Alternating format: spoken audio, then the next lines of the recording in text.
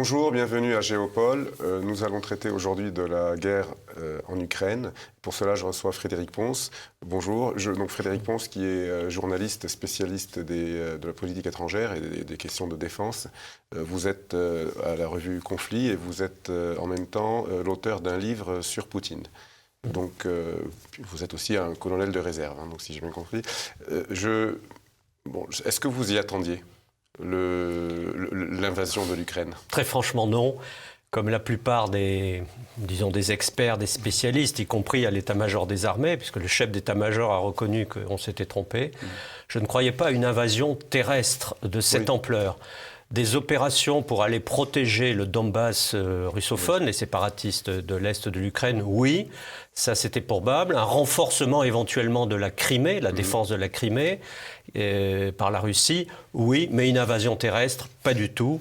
C'est un pari très très risqué qu'a pris Vladimir Poutine, d'abord sur le terrain même, avec des risques d'enlisement. Je ne sais pas si on peut parler, je ne crois pas qu'on puisse parler déjà d'enlisement, mais c'est beaucoup plus compliqué que ça n'était prévu, semble-t-il. Et puis des risques aussi de rétorsion occidentale contre la Russie et des Russes très directement. Ce sont toutes les sanctions lourdes, extrêmement lourdes, qui sont appliquées en ce moment. Et donc, toute la question est de savoir si Vladimir Poutine, son état-major et ses services de renseignement avaient à la fois bien évalué la capacité de résistance de l'armée ukrainienne, la résilience patriotique des Ukrainiens et ce front uni occidental avec l'OTAN contre la Russie. On va parler des services de renseignement tout à l'heure, mais c'est vrai, vous avez raison, tout le monde, personne ne s'y attendait en réalité, mais les Américains nous avaient avertis.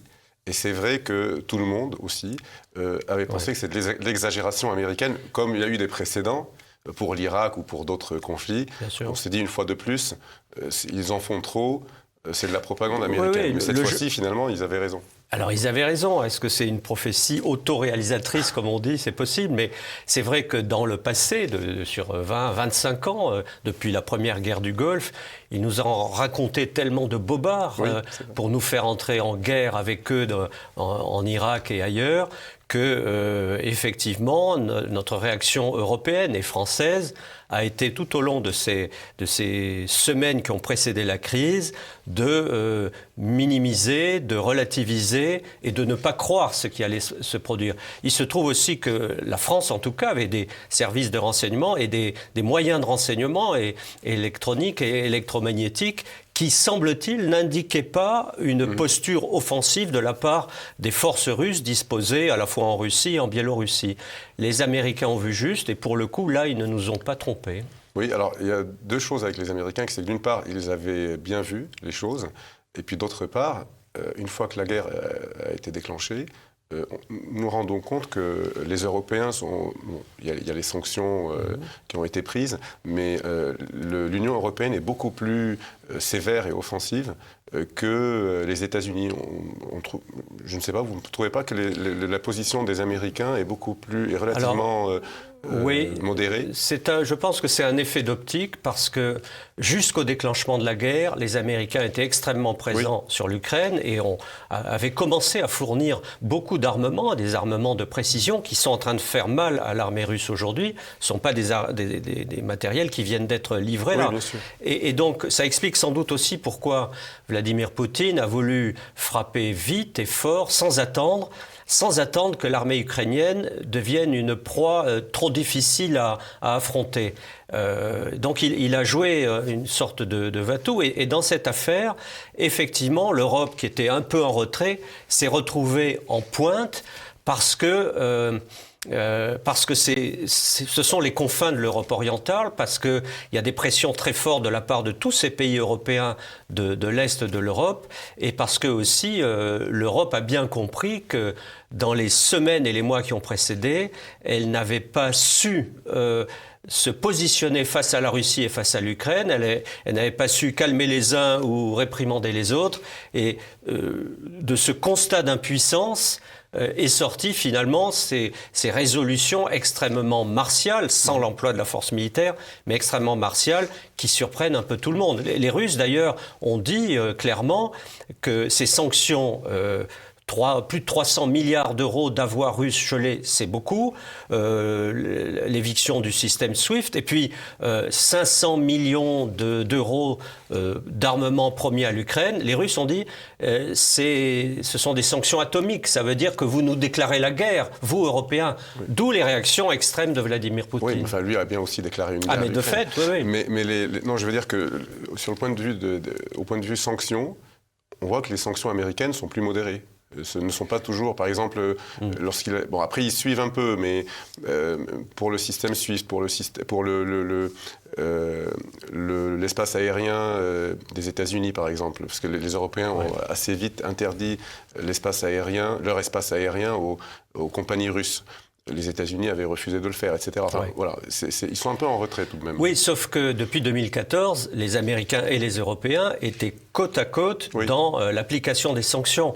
Pour les Américains, il y avait une sanction majeure à leurs yeux qui était l'arrêt, l'interdiction de fonctionnement de ce fameux gazoduc Nord Stream 2 qui devait amener le gaz russe directement sous la Baltique en Allemagne. Pour eux, c'était un des objectifs majeurs des sanctions. Et ils viennent d'obtenir gain de cause puisque l'Allemagne a décidé d'arrêter, de suspendre. Il y a bien une stratégie financière derrière ça. Enfin, vous ne pensez pas que les Américains, ça les arrange pour vendre leur propre gaz? Évidemment, mais l'Europe fait le jeu des Américains en ce moment, en accroissant ses sanctions, en arrêtant les livraisons de gaz russe.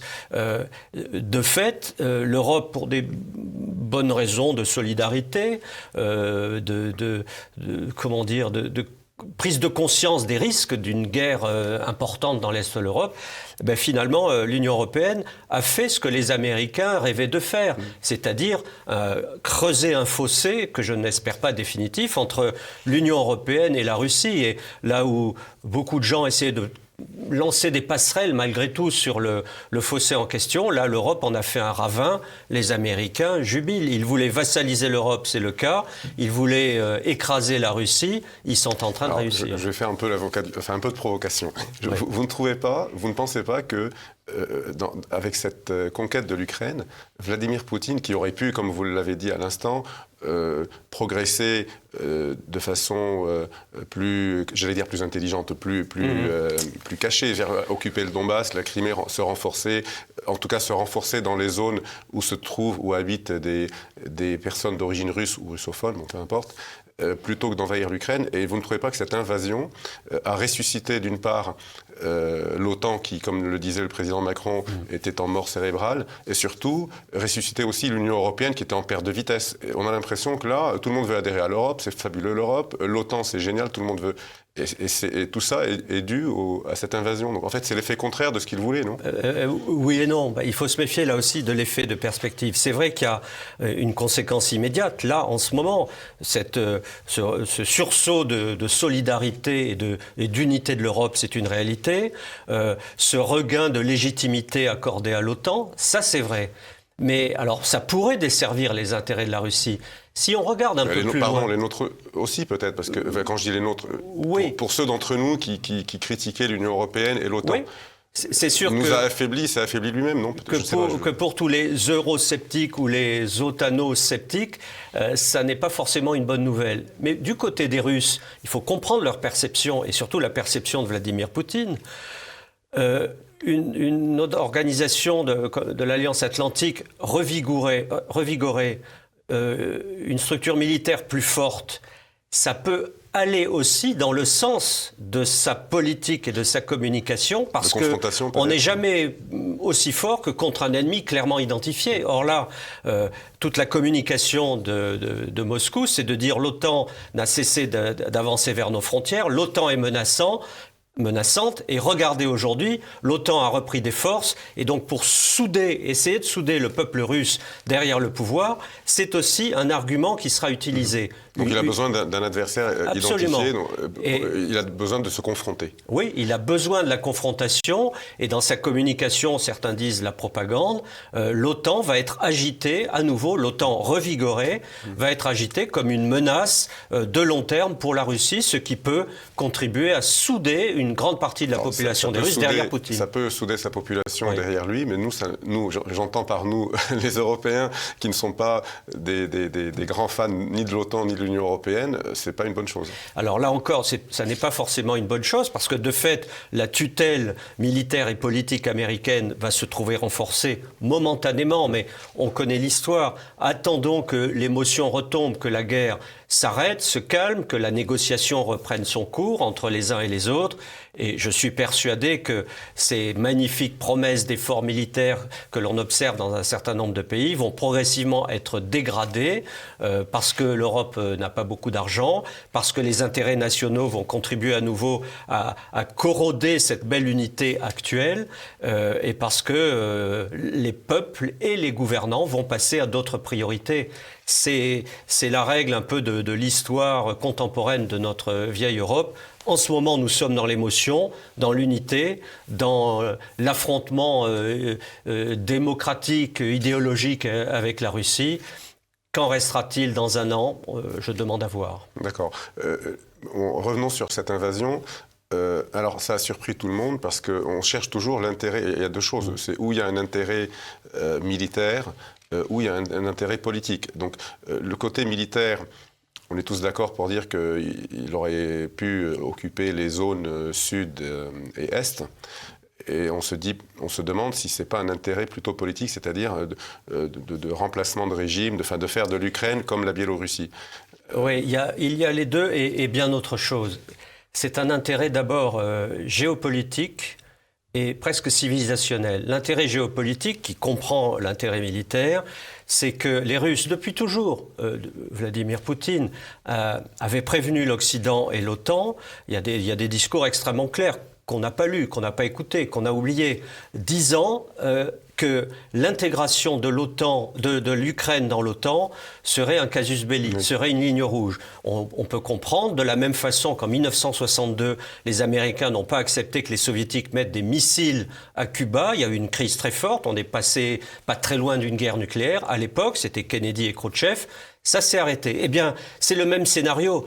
Dans la perception des Russes, une Ukraine otanisée, c'était voir à terme, et très vite, des bases américaines en Ukraine, des armements, un bouclier antimissile, et de voir une armée ukrainienne renforcée, remise sur pied, avec des objectifs, sans doute, qui pouvaient menacer la Russie. Objectif de reprendre le Donbass et de reprendre la Crimée. On est d'accord. C'est exactement, on peut comparer ça d'ailleurs pour être plus contemporain avec le Mexique et le Canada. Donc on dit toujours, imaginons les Russes ayant des bases au Mexique et au Canada, les Américains ne seraient pas contents. Donc, ça, c'est un objectif géopolitique majeur qui passait d'abord par la négociation. Les Russes ont voulu neutraliser l'Ukraine, la désarmer, ou en tout cas la rendre neutre dans le concert des nations, dans la nouvelle architecture de sécurité voulue par Vladimir Poutine. Je pense qu'ils ont sincèrement voulu négocier, parce que Poutine est aussi très fort dans la négociation. Il n'a pas réussi. Mais Poutine a la particularité d'avoir toujours un coup d'avance. Et pendant qu'il négociait, il préparait une éventuelle option B, c'est-à-dire l'invasion militaire. Oui, mais justement, parce que je me demande si ce n'est pas une excuse, parce que vous savez que pour adhérer à l'OTAN, d'abord, il faut que tous les membres soient d'accord, ce qui n'était pas du tout le cas, puisque la France et l'Allemagne n'étaient pour le moment pas d'accord. Par ailleurs, pour qu'un pays adhère à l'OTAN, il faut qu'il ne soit pas en guerre et qu'il n'ait pas un conflit frontalier. Et donc, ce qui est le cas de l'Ukraine. Donc, dans l'état actuel des choses, l'Ukraine a été loin, malgré tout ce que l'on dit dans la presse, a été loin d'adhérer à l'OTAN. Donc, il n'avait pas besoin d'envahir toute l'Ukraine. Il suffisait de maintenir la pression sur le Donbass, d'occuper le Donbass. À partir du moment où il y a une partie du pays qui est occupée, il ne pouvait pas adhérer. Mais ça, c'est notre logique occidentale, notre rationalité. Il faut toujours se mettre dans la peau de l'adversaire, du concurrent ou de l'ennemi. Les Russes ne raisonnent pas comme ça. Pour les Russes, cette pénétration américaine, avant même d'être otanienne, cette pénétration américaine occidentale en Ukraine allait américaniser et pré-otaniser l'Ukraine. Et ils ont bien vu le moment où ça allait être très difficile de vouloir reprendre pied en Ukraine ou de vouloir exiger la neutralisation de l'Ukraine. Ils se sont dit, après, ce sera trop tard. Et puis, ils savent aussi que les textes se changent. C'est pas parce qu'il y a une charte de l'OTAN comme une charte des Nations Unies ou des constitutions dans les pays qu'on ne peut pas les changer. Et les Russes exagèrent peut-être, mais ils prêtent beaucoup de malignité aux Américains qui veulent obtenir des résultats au profit de leurs intérêts. Et ils se sont sans doute dit, un jour, pour différentes raisons, ils pourront changer cet article qui empêche un pays d'adhérer à l'OTAN s'il y a un conflit territorial. Ils ont préféré prendre les devants. On va revenir sur les responsabilités de ce conflit dans la deuxième partie. Donc, parce qu'effectivement, il y a de quoi dire, des accords de Minsk, etc. Donc, parce que la question dont vous avez répondu, c'était de savoir si ce n'est pas une excuse, parce que certains accusent Vladimir Poutine d'avoir voulu annexer l'Ukraine depuis longtemps, et que les histoires d'OTAN est une excuse. Il y a peut-être un peu des deux là-dedans. Mais alors, le problème, c'est qu'il a lancé cette offensive, et qui devait être éclair. Alors, j'ai bien entendu ce que vous dites, vous n'êtes pas le seul à le dire d'ailleurs, que ce n'est pas encore l'enlisement, c'est trop tôt pour parler d'enlisement. En tout cas, il semblerait qu'il avait prévu d'aller beaucoup plus vite. Et puis il semblerait aussi qu'il ait sous-estimé, d'ailleurs nous tous, je pense, la résistance ukrainienne. J'entends par résistance pas forcément armée, un peu quand même, mais aussi le sentiment national ukrainien qu'on avait sous-estimé. On a l'impression qu'il y a une révélation nationale ukrainienne qu'on n'imaginait pas. Donc, alors là se pose la question des services de renseignement. Et lorsqu'on voit, je ne peux pas ne pas en parler, lorsqu'on voit Vladimir Poutine interroger le responsable de son service de renseignement qui s'appelle, j'ai oublié son nom, Sergueï quelque chose, je n'arrive jamais à retenir leur nom, qui bégayait devant lui, ça nous rappelle un peu, sans faire d'anachronisme, l'époque stalinienne, où les hauts fonctionnaires, les généraux et les patrons des services de renseignement avaient peur de dire la vérité au chef suprême, par peur d'être limogé, par peur de finir quelque part. N'a-t-il pas été, par son autoritarisme, mal renseigné, par peur, ou je ne sais pas. Alors, oui, si vous voulez, avant d'arriver à ça et au terrain, essayons de porter un regard plus global sur ce qui se passe et pourquoi tout ça. Je crois qu'on assiste, en fait, à deux dynamiques antagonistes qui étaient parallèles et qui se sont rejoints dans une confrontation explosive. C'est la dynamique d'expansion de l'OTAN, de l'américanisation de l'Europe et de l'expansion de l'OTAN jusqu'aux frontières russes. Ça, c'est une réalité. Depuis 1991, depuis la fin de l'Union soviétique, l'OTAN a fait quasiment un bond de 1000 kilomètres vers l'Est. Ce qui faisait peur aux Russes. Et l'autre dynamique historique que l'on constate aujourd'hui, c'est le redressement de la Russie, et la volonté russe exprimée par Poutine, mais soutenue semble-t-il par une bonne partie de la population, de redonner à la Russie tous les attributs d'un grand pays nucléaire, ce que la Russie est déjà, d'un grand pays qui peut peser dans les relations internationales et d'un grand pays qui a vocation à être impérial. Et ça, on le trouve dans un certain nombre de textes russes, chez des gens qui inspirent Vladimir Poutine. Il y a réellement l'envie de retourner à ce qui a été une puissance impériale sans réoccuper tous les pays qu'avait englobé l'Union soviétique, évidemment, mais pour les Russes, il y a, ils le disent aussi, c'est dans leurs discours, dans leurs analyses, il y a la volonté de continuer à regarder leurs étrangers proches, comme on dit, où se trouvent leurs intérêts de sécurité. À une époque, ils étaient trop faibles pour taper du poing sur la table. Quand les pays baltes ou la Pologne ont intégré l'OTAN, ils étaient trop faibles. Oui. Si c'était aujourd'hui, on aurait une guerre, j'en suis sûr. Et là, est arrivée l'affaire de l'Ukraine après celle de la Géorgie en 2008. Mais l'Ukraine 2022, c'est une Russie qui n'a plus rien à voir avec la Russie de 2008 et des années 90. Et donc cette dynamique impériale russe est entrée en collision, là, il y a quelques jours, avec la dynamique otanienne. Et quand on descend sur le terrain, on retrouve ce que vous dites, sans doute une mauvaise évaluation, de mauvais renseignements. Alors, est-ce que les services de renseignement ont voulu faire plaisir à Poutine et à ses proches conseillers? Est-ce qu'ils se sont trompés? Oui, manifestement, question, on ne sait pas. Il faudrait être au Kremlin, dans le secret de ces réunions du Kremlin. Comme vous le dites, peut-être aussi qu'ils ont eux-mêmes sous-estimé. Je pense que c'est possible. Vous savez, il y a deux règles dans la guerre. Quand une guerre se déclenche, les premières victimes de la guerre, c'est la vérité d'une part, et alors là, fake news et compagnie, et d'autre part, ce sont les plans de guerre.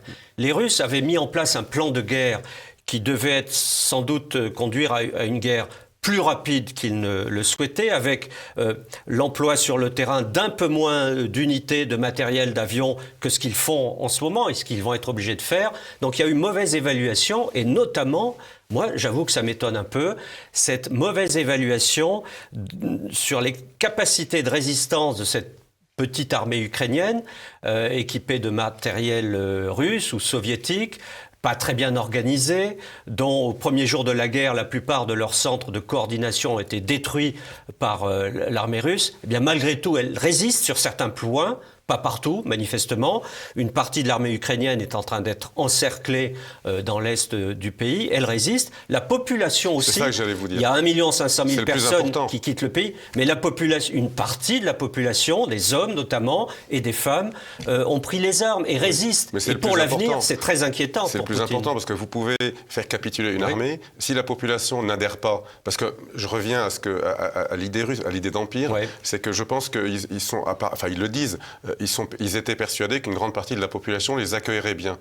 Et il semblerait que ce n'est pas le cas. Même, on en est sûr, parce que s'il y avait des populations en masse qui étaient très favorables, personnellement, je le pensais, parce que ça fait une décennie pratiquement qu'on parle de ça et qu'on dit qu'il y a une grande partie des Ukrainiens qui sont pro-russes. On ne les voit pas. Et donc c'est là la surprise de ce conflit. Peut-on occuper un pays sur le long terme avec une population très hostile ?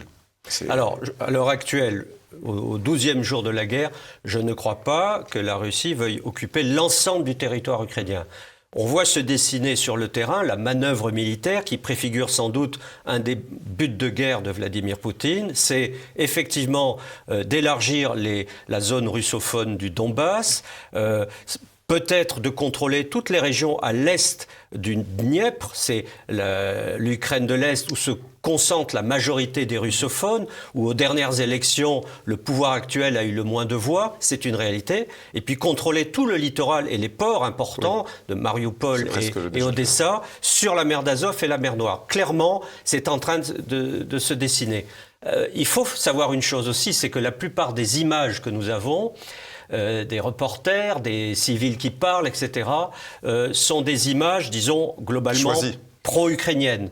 On voit assez peu les populations russophones, pas seulement du Donbass, qui accueillent les soldats russes comme des libérateurs. Or, ça s'est produit. Il y a quelques témoignages qui le montrent. Ça n'est peut-être pas beaucoup, c'est peut-être très secondaire, mais ça existe. Oui, je les ai vus. Oui. Simplement, j'imagine bien, je les ai vus et je suis d'accord. Simplement, les Russes, en tout cas, ils ont intérêt à en montrer le maximum. Et ce qu'ils montrent eux-mêmes est très faible. C'est-à-dire que, bien sûr, ça existe, mais on s'attendait à beaucoup plus. Oui, mais les Russes notamment dans les villes, comme vous dites, de l'Est, comme Kharkiv. Là, on s'attendait à ce que la ville soit ouverte. Manifestement, les Russes ont perdu des savoir-faire sur le terrain en matière militaire, puisqu'on voit bien que la logistique a des problèmes, mais aussi en matière d'accompagnement, disons, politique ou communicationnel de l'avancée de leurs troupes. Ils sont très forts dans la cyberguerre. Ça, ils savent faire, ils sont même menaçants, mais dans la bataille de la communication opérationnelle au plus près des troupes, là, j'avoue ma surprise, ils n'ont plus les commissaires politiques du temps de l'Union soviétique, ils n'ont plus les cinéastes aux armées qu'ils avaient à une époque du temps de l'Union soviétique et qui fabriquaient en continu des images de communication ou de propagande, naguère, qui pouvaient contrebalancer les images du camp opposé. Au-delà des images, les populations russophones. Alors, il y a les populations russophones qui ne sont pas forcément russes, et puis il y a les populations russes, je veux dire... ils sont tous ukrainiens. Ils sont tous ukrainiens de nationalité. Voilà. Mais beaucoup sont d'origine russe. Beaucoup. Il y a une partie qui est d'origine russe et il y en a d'autres qui sont russophones. On fait la différence entre les deux. Oui. Mais on a l'impression que mais c'est ça où je voulais en revenir, parce que vous avez parlé de l'Empire russe, etc., qui d'ailleurs est antérieur à l'Union soviétique, parce qu'on dit toujours qu'il veut reconstituer l'Union soviétique. Enfin, on oublie que la Russie des tsars était aussi impériale. Ce n'est pas... l'URSS, finalement, était d'une continuité. C'est vrai. Mais est-ce que le fait qu'on soit des dizaines d'années... Tout ça se passe aujourd'hui en 2022, il s'est passé des décennies. Il n'y a pas peut-être un sentiment national ukrainien qui est venu petit à petit et qu'on n'a pas vu venir. Parce que vous savez, tout évolue. Ouais. Peut-être les Ukrainiens... J'allais dire peut-être les Ukrainiens d'autrefois se sentaient russes, et encore, parce que rappelons quand même qu'il y a eu 6 millions de morts ukrainiens affamés par les Russes. En 1933, par Staline, du temps de Staline. Oui, mais enfin, pour eux, c'était les Russes. Oui. Et oui, donc, bien sûr, et donc il y a un sentiment quand même de peur, et c'est pas nouveau. Mais pas pour toute la population. Il y a une population russe qui n'en a pas souffert, parce que bon, on ne va pas rentrer dans les détails historiques, mais... Ouais. Mais quand je suis allé en Ukraine là, toutes ces dernières années, à partir de 2014, je rencontrais beaucoup de gens, plutôt des intellectuels et des gens des classes moyennes, y compris des russophones, qui me disaient « Nous sommes ukrainiens, oui. Nous sommes russophones, nous sommes sans doute, me disait-il dans ces années 2014-2019, nous sommes sans doute un peu plus tournés vers la Russie que vers l'Union européenne, mais ça pourra changer. Mais nous sommes d'abord ukrainiens, nous ne voulons pas être russes. Nous demandons simplement, disaient ces gens-là, à ce qu'on respecte notre langue russe, à ce que le russe continue à être enseigné, à ce que nous ne soyons pas victimes de discrimination. C'est tout ce qu'ils demandaient. Et je pense que parmi ces gens que j'ai pu rencontrer, ces russophones qui regardaient Moscou avec bienveillance, certains ont dû basculer dans la résistance à cette invasion militaire qui doit les choquer beaucoup. On va faire une pause, on va revenir sur ça nous amènera sur les responsabilités. On va faire une pause, on reprend dans quelques secondes.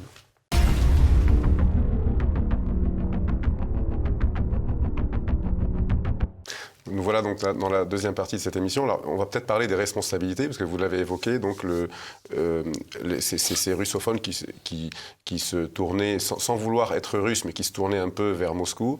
Et puis il y en a d'autres d'ailleurs, il y a beaucoup d'observateurs et de spécialistes de ces sujets qui pouvaient expliquer ou je vais aller plus loin, justifier les prises de position de Vladimir Poutine de la Russie dans les années précédentes concernant par exemple la Crimée.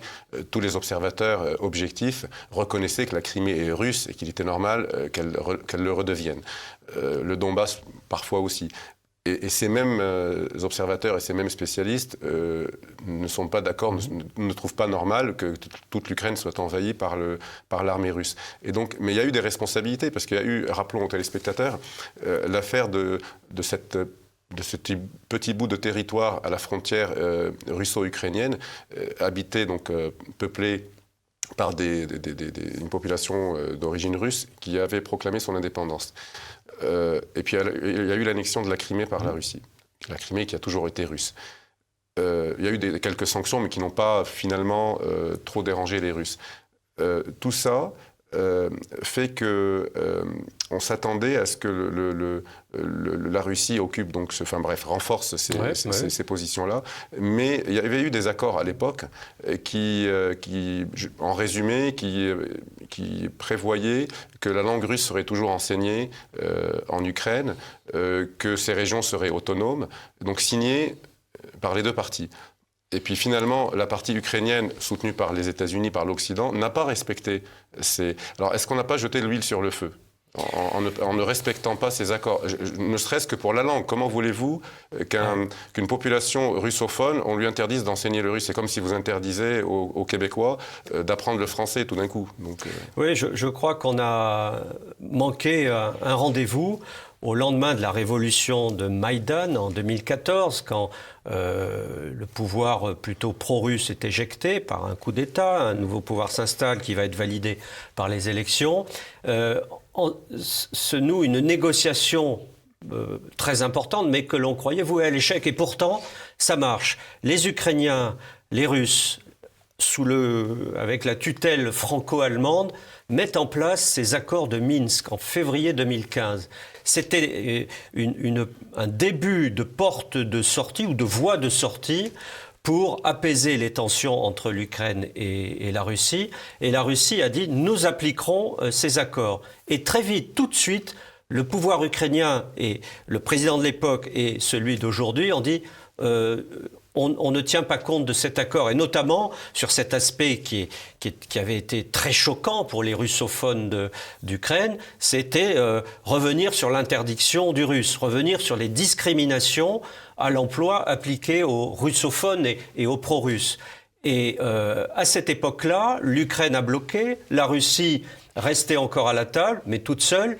Et ce que l'on peut reprocher aux Français et aux Allemands, qui porte une part de responsabilité, ça a été de ne pas insister, de ne pas faire pression sur le pouvoir ukrainien pour faire respecter ces accords de Minsk. Et à partir de là, la Russie a compris, j'en suis sûr, a compris qu'elle ne pourrait pas compter ni sur la France ni sur l'Allemagne, que l'Ukraine continuerait à faire sa politique anti-russe en Ukraine et qu'il fallait s'adresser à un seul interlocuteur, l'Amérique. Et c'est à ce moment-là que Poutine s'adresse directement à l'Amérique, à Washington, en proposant une nouvelle architecture de sécurité, en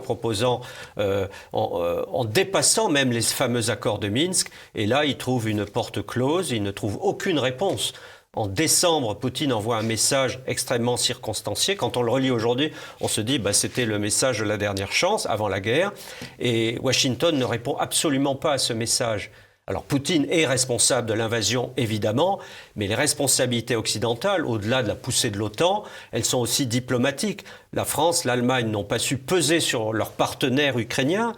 Moi, j'étais persuadé qu'à un certain moment, Emmanuel Macron, qui a été très volontariste dans cette affaire, allait demander au président ukrainien Zelensky d'accepter le respect de cet accord de Minsk. Il ne l'a pas fait. J'ai cru aussi qu'il allait, au nom de la plupart des pays européens, rappeler que l'Ukraine n'avait pas vocation à intégrer l'OTAN, ce qui avait été dit il y a quelques années. Eh bien non, rien n'est venu.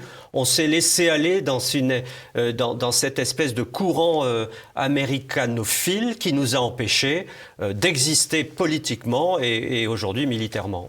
On a l'impression, on se demande parfois, je pense que non, mais on se demande si on l'a pas piégé. Alors ça, les historiens pourront le dire dans quelques années, dans quelques temps, mais cette idée court, effectivement. Les Américains auraient fait avec Poutine, en l'entraînant dans cette guerre. Ce qu'ils ont fait avec Saddam Hussein. Ce qu'ils ont fait avec Saddam Hussein. J'y ai pensé, oui. Mais oui, Saddam Hussein, en 91, croit qu'il peut envahir le Koweït sans difficulté, et la foudre va lui tomber dessus.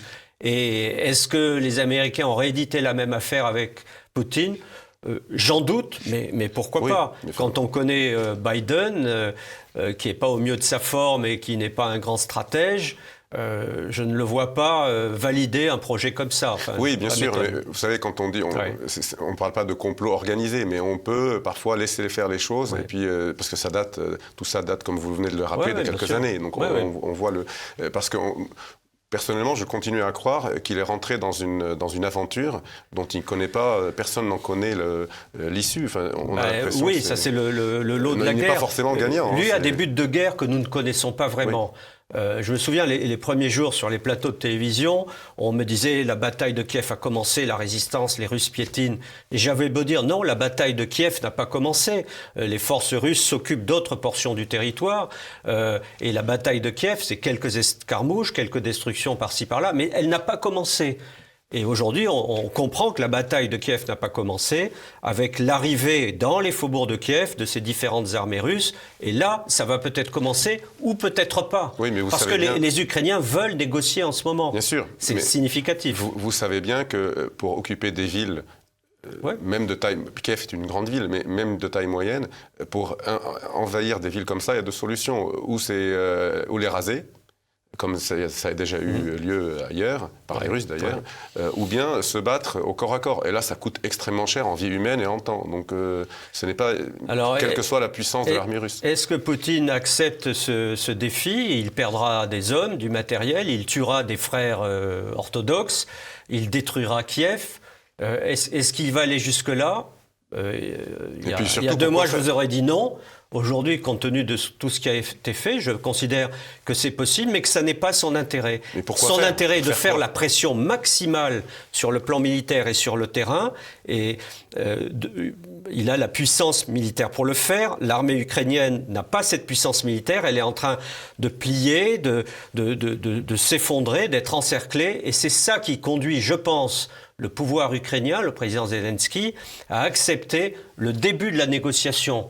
Enfin, le début. Pour l'instant, on en est au rappel de principes humanitaires, les corridors, mais cette négociation a vocation à durer et à entrer après dans le dur. Le dur, ce sera la démilitarisation de l'Ukraine, la neutralisation, le renoncement momentané sur quelques années à intégrer l'OTAN. C'est ça qu'attend Poutine, une pression très forte sur le terrain pour renouer la négociation. Et en ce moment, on voit bien que les Russes et les Ukrainiens veulent continuer à se parler malgré les horreurs dans ce pays. Enfin, c'est l'intérêt des deux, d'ailleurs. Je pense. Donc, sur ce phénomène... raser, je vous dis que tout est possible, parce que vous ne le pensiez pas il y a quelques jours, maintenant tout est possible. Mais si on rentre dans cette phase de destruction massive et de combat très meurtrier, est-ce que la fin ne serait pas contre-productive? Je veux dire par là, à partir du moment, imaginez vous occupez toutes ces villes rasées, mais pour quel intérêt, pour quelle issue? De notre point de vue, c'est improductif. Oui.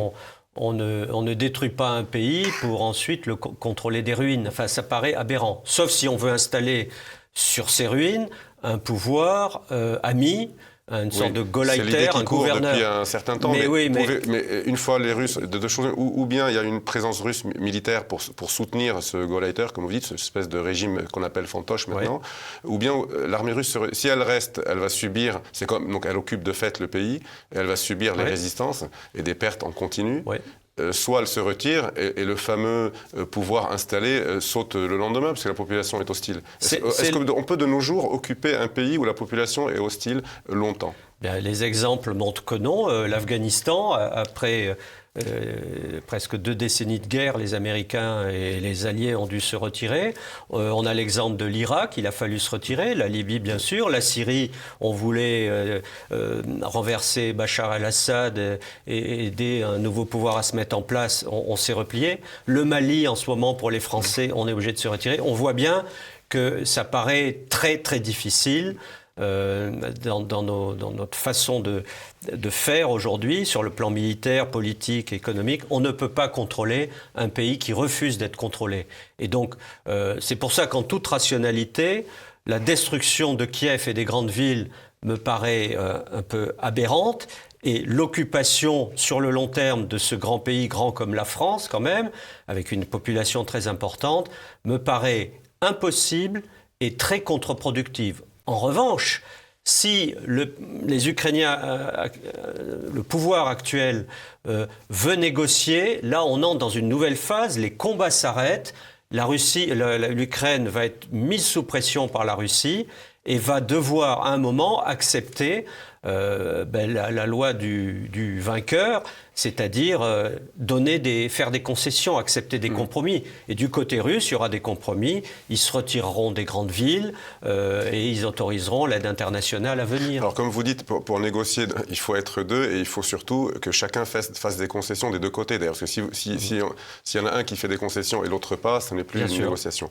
Mais on se demande si les Ukrainiens n'ont pas été un peu trop excités, montés par les Américains notamment au départ et maintenant par l'Union européenne, si bien qu'ils pourraient être trop exigeants, pensant à tort probablement qu'ils ont derrière eux toute l'Europe, etc. Enfin, et qui finalement, on voit bien, ils appellent les uns et les autres à venir les soutenir militairement, etc. Ce qui n'arrivera pas. Mais les Ukrainiens font des pressions énormes sur nous les Européens, les Américains. Ça n'arrivera pas. Les Américains ont dit non, l'OTAN n'enverra pas un soldat, on ne veut pas un risque de guerre mondiale, et l'Union européenne a dit à peu près la même chose. On est dans les pays de l'OTAN en bordure pour éviter que le conflit ne s'étende. On délivre sur le terrain des armements, du matériel humanitaire, mais rien de plus. Mais pendant ce temps-là, les Ukrainiens réclament des avions de l'OTAN dans le ciel, réclament encore plus d'armements. Ce qui n'arrivera pas. Mais ça paraît improbable aujourd'hui. Vous ne pensez pas qu'il faudrait peut-être leur expliquer de manière plus claire parce que vous savez, on dit non, mais en même temps, on laisse croire que c'est pas impossible plus tard. Enfin, vous voyez, il y a un langage un peu ambigu. Oui, je crois que les Ukrainiens sont des gens très intelligents. Ils ont bien compris qu'ils devaient effectivement faire le maximum de pression sur l'Union européenne et l'OTAN pour se poser en victime, mais que l'Union européenne et l'OTAN ne viendront pas. Et pendant qu'ils font ces demandes pressantes et extrêmement précises pour venir les sauver, ils négocient. Tout ça fait partie de la négociation de la même façon que Vladimir Poutine brandit l'arme nucléaire, mais il négocie. Bien sûr. Voyez. Alors, il nous reste quelques minutes. J'aimerais parler de Vladimir Poutine. Vous avez écrit un livre sur lui et en même temps des responsabilités. On a parlé des responsabilités occidentales. Oui. On va évoquer peut-être les responsabilités aussi, parce que de part et d'autre, il y a des responsabilités des Russes. Alors, j'écarte l'histoire de ce qu'on dit sur certains plateaux de télévision, sur la folie prétendue, etc. Vous savez, de nos jours, on sait bien que dès qu'il y a une guerre déclenchée, le responsable est un fou immédiatement, ou même un attentat, tout le monde est fou. Enfin, on sait tous les deux qu'il y a toujours eu des guerres sans qu'il y ait des fous. Donc, vous savez, la psychiatrisation des dirigeants dans certaines circonstances, pour moi, c'est le degré zéro de la réflexion politique ou géopolitique. À ce moment-là, George Bush aurait pu être déclaré comme fou quand il envahit l'Irak. On psychiatrise aussi les opposants politiques. Enfin, la psychiatrisation de tout, maintenant, c'est une mode, donc on l'écarte. Cela dit, je reviens à, non pas à la psychiatrisation de Vladimir Poutine, mais au personnage que vous avez étudié. On se demande parfois s'il n'est pas décalé, s'il ne vit pas plutôt, s'il n'a pas une... Alors, peut-être a-t-il une nostalgie de l'Union soviétique, c'est ce qui se dit, en tout cas, non, parce qu'il avait pris des mesures de politique intérieure, souvent, réhabilitation de Poutine, interdiction dans les écoles de critiquer l'Union soviétique, interdiction du mémorial du communisme. Enfin, vous savez, cette espèce d'institut qui jugeait les crimes du communisme. Il y a des raisons très précises à ça. D'accord. Alors, il y a ça, et puis il y a le côté, peut-être, on a l'impression qu'il est d'une autre époque. Vous voyez, c'est quelqu'un qui a été formé au KGB, donc il a une certaine formation, une vision qui peut-être date. C'est une question. Est-ce qu'il ne vit pas, est-ce qu'il a compris l'évolution de ces 20 dernières années ? Alors, il y a l'homme, Poutine, sa psychologie, il y a son parcours et la réalité. Alors, très rapidement, Poutine, depuis son enfance, on le sait, c'est un garçon, un jeune homme, puis un homme qui a le goût du secret et qui a le goût de la bande d'amis, du très petit comité autour de lui. Enfant dans les rues de Leningrad, devenu Saint-Pétersbourg, il est comme ça. Il est aussi caractéristique par un trait qu'on retrouve chez beaucoup de Russes. Il va au combat, il accepte le combat, il aime prendre des risques, même quand le défi paraît insurmontable, et on l'a vu quand il faisait du judo, il étonnait ses partenaires de judo. Poutine mesure 1,62 m, il s'attaquait à des colosses au judo, et ça ne l'a pas empêché de devenir champion de judo de Leningrad en 1976. Donc il étonnait. Il engage le combat, et quand il engage le combat, il va au bout. Souvent en minimisant les risques. C'est d'ailleurs dans son dossier d'officier du KGB, il avait failli être refusé parce que ses correcteurs disaient « il n'a pas conscience du risque ». C'est un trait de caractère. Alors on dit qu'il a été refusé pour le renseignement extérieur. Non, il devait d'abord faire ses preuves à Leningrad. Il a été affecté à Leningrad. C'était le tour normal. Et après 3, 4, 5 ans en Russie intérieure, on envoyait les bons et les meilleurs à l'étranger. Mais dans sa notation, en sortant de l'école du KGB de Moscou, il y avait ça, n'a pas vraiment le sens du risque. Oui. Et c'était un motif peut-être de refus de son diplôme. Il l'a eu, il est devenu officier du KGB, mais il a toujours conservé cet état d'esprit. Toujours un coup d'avance, la volonté d'aller tester la force de l'autre, pour le renverser, pour négocier, et si la négociation ne marche pas, pour utiliser la force. C'est constant chez lui. Alors après, il est depuis 20 ans au pouvoir. C'est un homme qui est né en 1952, donc il est héritier de tout le passé soviétique. Il n'en a pas la nostalgie. Il a écrit des textes sans doute les plus anticommunistes et antisoviétiques écrits sur cette période. Dans mon bouquin, je traduis un mémorandum qui date de 1999 où il fait un procès en règle du soviétisme et où il annonce exactement... En 1999 Oui, il va être président quelques mois plus tard, en mars 1920. Mais 1999, c'est son décembre 99, c'est son journal de marche, Condamnation du communisme, qui, dit-il, nous a menés dans la situation où nous sommes. Et puis, journal de marche de ce qui attend la Russie si elle veut se relever. Oui, mais 10 ans plus tard, il y a un changement chez lui. Mais c'est exactement ce qu'il a fait depuis 2000 jusqu'à aujourd'hui. Le redressement intérieur-extérieur, redonner la fierté, réorganiser tout, mettre au pas les oligarques. C'est ce qu'il a fait. Mais 20 ans, 22 ans se sont écoulés. Et là se pose la question, Poutine n'est-il pas trop dans le passé ?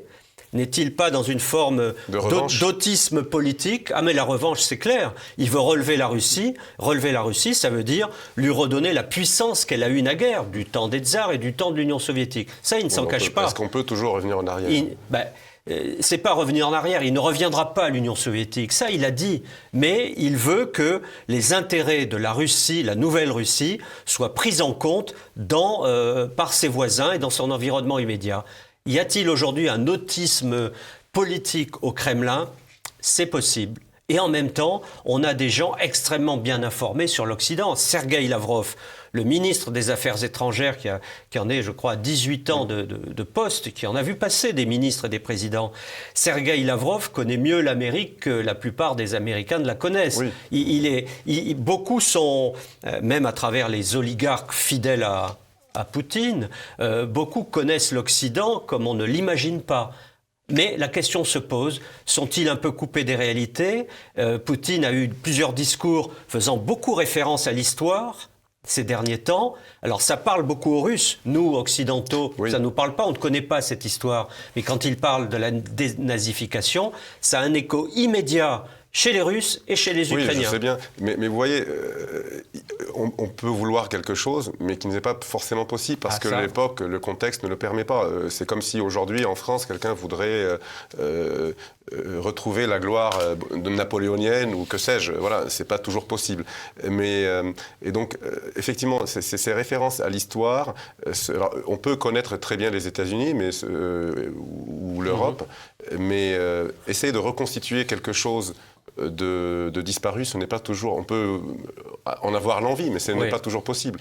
Il ne veut pas reconstituer, encore une fois, l'Empire soviétique ou l'Empire des tsars. Il veut que la Russie, qui l'a redressée, reprenne sa place au tout premier rang des nations importantes du monde, nations nucléaires, d'une part, et son mot à dire sur son environnement, sans pour autant vouloir récupérer tous les pays qui étaient autrefois dans l'Union soviétique. Alors, il y a deux choses. Avec une ligne rouge, c'était l'Ukraine, qui pour eux est un glacis, une frontière naturelle.